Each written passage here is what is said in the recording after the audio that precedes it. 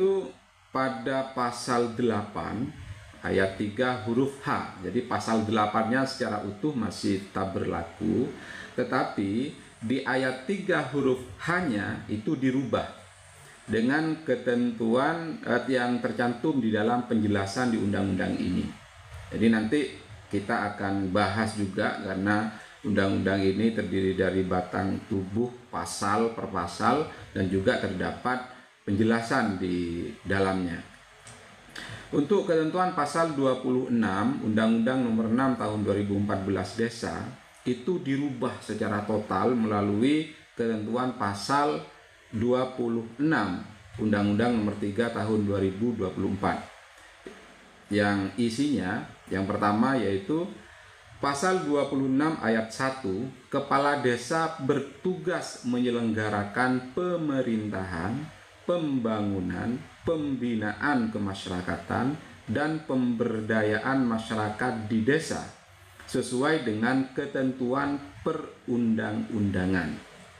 Jadi saya pikir ini sudah sangat jelas ya, bahwa kepala desa nantinya akan bertugas menyelenggarakan pada 4 bidang yang diatur melalui pasal 26 ayat 1.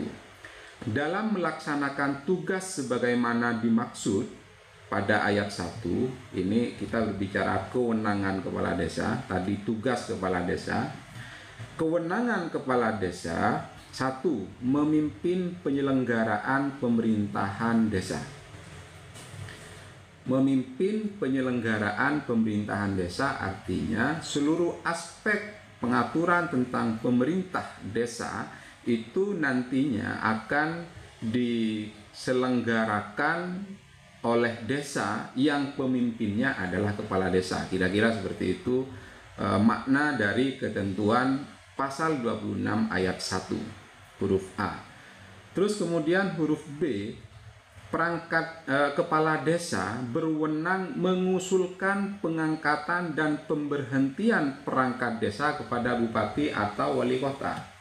Artinya apa?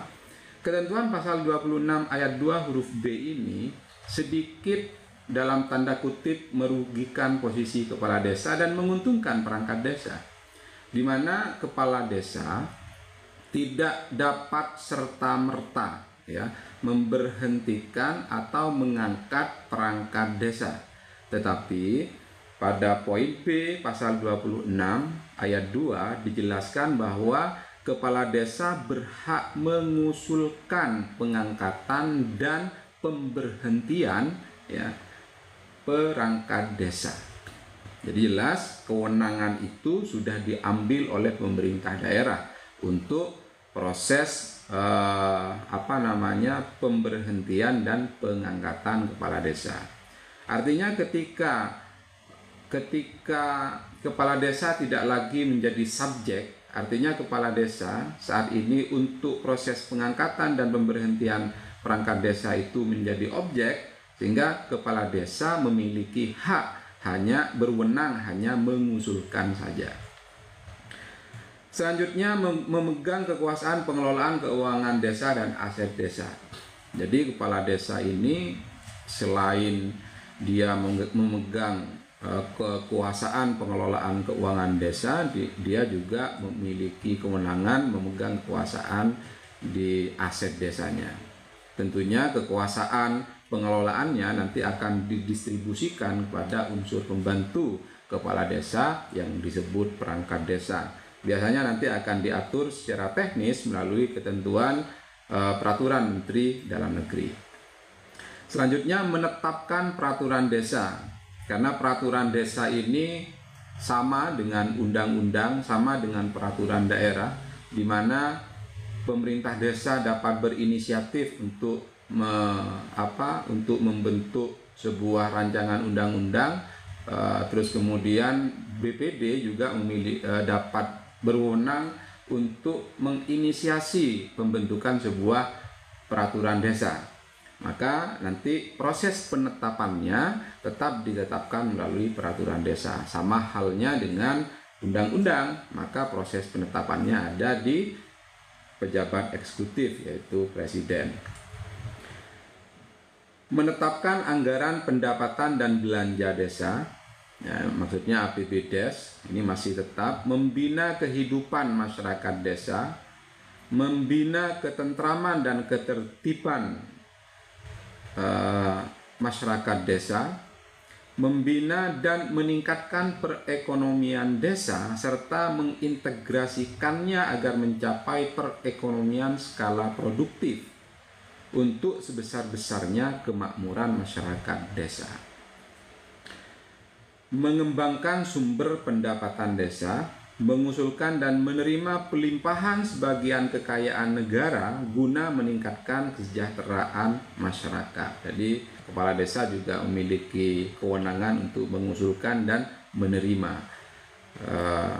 limpahan sebagian kekayaan negara untuk meningkatkan kesejahteraan masyarakatnya. Dalam bentuk apa? Tentunya dalam